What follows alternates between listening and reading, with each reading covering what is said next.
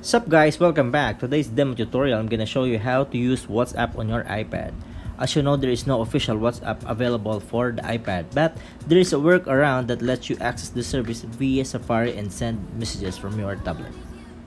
WhatsApp Web is a free and easy way to access the WhatsApp service on your iPad, although you won't get notification as you would when using the service on Mac or PC.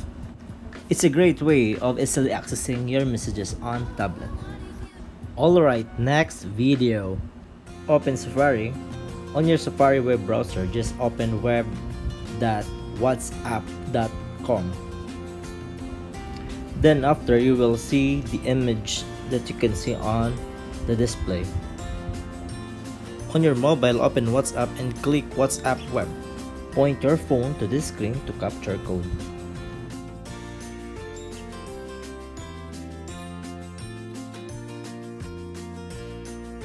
Then you will see your phone connected.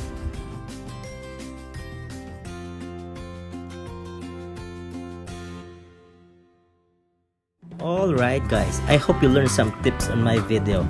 In return, please support by like, comment, and subscribe. This is a Dick TV channel. Thanks for watching.